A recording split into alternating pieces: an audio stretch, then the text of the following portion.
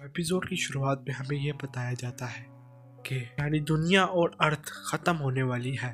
ये किसी nuclear attack की वजह से नहीं और ना ही किसी एलियन के हमले से, ना ही आसमान से कोई बड़ा पत्थर के गिरने से नहीं हो रहा, बल्कि दुनिया को वो ख़त्म करने वाले हैं जिन्होंने ये दुनिया बनाई थी, जो कि है गॉड्स।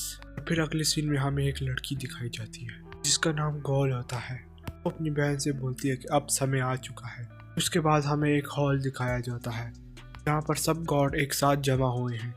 तब हमें ज्यूस दिखता है। वो कहता है हम सबको गॉड मिलकर 1000 साल हो चुके हैं, हम सब यहाँ पर डिसीजन लेने आए हैं कि दुनिया को हम ख़त्म कर दें या ना। तभी हमें शिवा दिखता है जो कि क्रॉस का निशान दिखाते हुए कहता है कि हमें दुनिया को ख़त्म कर देना चाहिए। मैंने उसे पिछले 1000 सालों से देखा है और वो लोग सुलझना नहीं चाहते। तभी वहाँ पर एफ्रोडाइट शिवा के सपोर्ट में कहती है दुनिया बहुत ज़्यादा ख़राब हो चुकी है, समंदर भी कूड़े कचरे से भरा हुआ है, पेड़ पौधे भी ख़त्म हो रहे हैं और बहुत ज़्यादा जानवर भी ख़त्म हो रहे हैं। इंसान एक कचरा है इस दुनिया के लिए। ये कहने के बाद सब लोग उसका सपोर्ट कर देते हैं। सब लोग क्रॉस का निशान दिखाते हैं जिसका मतलब है कि ये दुनिया सारी ख़त्म हो जाए। यूजिस इस सब के डिसीजन को लेकर अपना डिसीजन सुनाने वाला होता है, यानी कि दुनिया ख़त्म हो जाए। तभी ही गुरु एंजल आती है और वो कहती है रुक जाओ। तभी यूजिस रुक जाता है और उसके बाद पूरी प्रजाति गुरु एंजल की तरफ देखती है। वो लोग देख कर कहते हैं ये तो एक वेलकमी है। कि बैन गोल भी उसे कहती है कि हमें गॉड के डिसीजन में नहीं आना चाहिए। गुरु एंजल कहती है कि मैं माफ़ी मांगना चाहूँगी। तभी गॉड से मुझे एक तकलीफ़ है। तभी एक आवाज़ आती है जो कि ब्रू एंजल को चुप रहने का बोलता है। अभी हम देखते हैं वो आवाज़ ओडिन की तरफ से आ रहा है। ये आवाज़ दी होती है, उसके साथ 2 कौवे बैठे होते हैं और वो ब्रोडिल को कहते हैं चुप हो जा, तू तो खुद ही एक आधी नस्ल की है। का मतलब तू गॉड है और आधा इंसान है। सब डिसीजन गॉड्स के मामले है, इसके बीच में अपनी टांग मत अड़ा।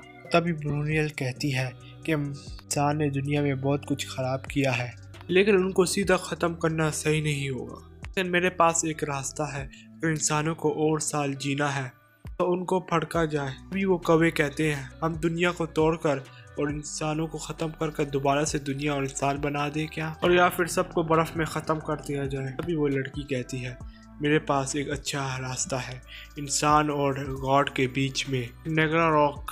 अभी वहाँ पर ब्रूनियल जादू से एक किताब लाती है। अभी वो कहती है कॉन्स्टिट्यूशन में आर्टिकल 65 में पैराग्राफ 15 में लिखा हुआ है कि इंसानों और गॉड के बीच में युद्ध यानी लड़ाई हो सकती है और इसे रैग्नारॉक कहते हैं। में तेरा इंसान और तेरा गॉड के बीच में लड़ाई होती है, यानी 1v1 होती है। तो जीत जाएगा उनमें से उसे विनर ठहरा दिया जाएगा। यानी इसका मतलब ये है अगर इंसान जीत जाते हैं उन्हें 1000 साल जिंदा रखा जाएगा, यानी अगर इंसान हारते हैं तो उनको ख़त्म कर दिया जाएगा। और जब से इंसान दुनिया में पैदा हुए हैं ये नियम कभी भी इस्तेमाल नहीं किया गया, क्योंकि इंसान और गॉड की लड़ाई कभी हो ही नहीं सकती। इंसान बड़े कमज़ोर होते हैं गॉड के मुकाबले। हमें दिखाया जाता है कि फिर सब लोग ब्रोड्रिल पर हंस रहे होते हैं। वहाँ पर कौवे भी बोलते हैं ये कैसा रास्ता है कि इंसान गॉड से लड़ेंगे, कभी पॉसिबल है ही नहीं।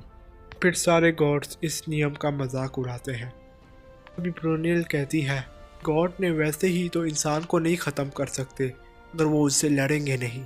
और तब फिर ब्रोनियल कहती है कि तुम लोगों ने इंसान से मुकाबला ही नहीं करना, क्या तुम लोग इंसान से डर रहे हो? ये बात सच है तो मैं आप लोगों के बीच में बोलने से माफ़ी चाहती हूँ। फिर आप सभी रैग्नारॉक के बारे में भूल जाइए। गोल उसे कहती है रुक जाओ, तुम ऐसी बातें गॉड्स के सामने कर रही हो, अगर तुम इंसानों से पहले ही गॉड्स ने तुम्हें ख़त्म कर दिया तो अभी सब गॉड्स हंसने लग जाते हैं और हमें उनका गुस्से हुए चेहरा भी दिखाई देता है। अभी ब्रोनियल कहती है मुझे पता था इन गॉडों को गुस्सा दिलाना इंसानों से काफ़ी ज़्यादा आसान है। जूसिस कहता है शुक्रिया, तुमने ये बहुत अच्छा रास्ता बताया है नीके रैग्नारॉक का। तभी जूसिस कहता है हम सब गॉड्स को क्या करना चाहिए, अपना असली रूप दिखा देना चाहिए, फिर हमें इंसानों से लड़ना चाहिए या नहीं। जूसिस रैग्नारॉक का ऐलान करने के लिए सबको ऐलान कर देता है। तभी जूसिस ब्रोनियल को कहता है कि तुम आदि इंसान और गॉड हो, तुम उन लोगों को चुनोगी जो हमारे लिए लड़ाई के लिए सही हैं। तभी ब्रोनियल कहती है कि मैं दुनिया के सबसे ताकतवर इंसानों को ढूंढूंगी। तभी वो ये कहकर यहाँ से चली जाती है और इसके बाद हमें वो एरेना दिखाया जाता है जहाँ पर लड़ाई होने वाली होती है। वहाँ पर हमें एमडल दिखाया जाता है जो कि सब मैचों की शुरुआत करता है। एमडल वहाँ पर सब लोगों को नियम बताता है। वो कहता है कि लड़ाई उस तक चलेगी कि इंसान और गॉड के बीच में किसी की मौत ना हो जाए।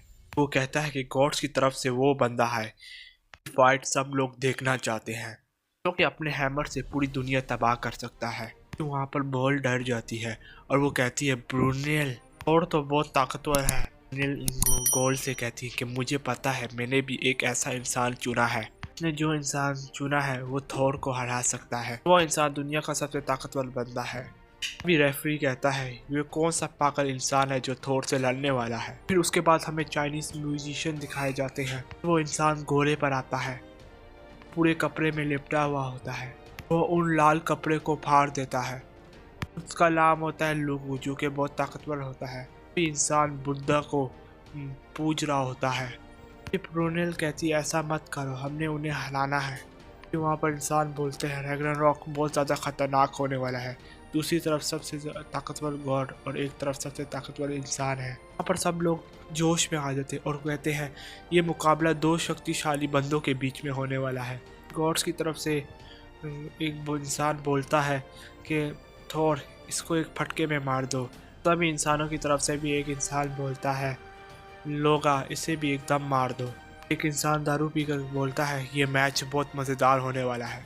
तभी इंसानों का रूपू बोलता है कि यहाँ सबसे ज़्यादा इम्पोर्टेंट है फाइट, सबसे ज़्यादा इम्पोर्टेंट है और फाइट में सबसे ताकतवर कोई नहीं मेरे सिवा। तभी गॉड लुगू से पूछती है क्या लोगर इसको हरा पाएगा थोर को कि नहीं। ब्रूनेल भी कहती है कि तुम्हें भी यही लगता है क्या कि ये इंसान थोर को नहीं हरा सकेगा क्या।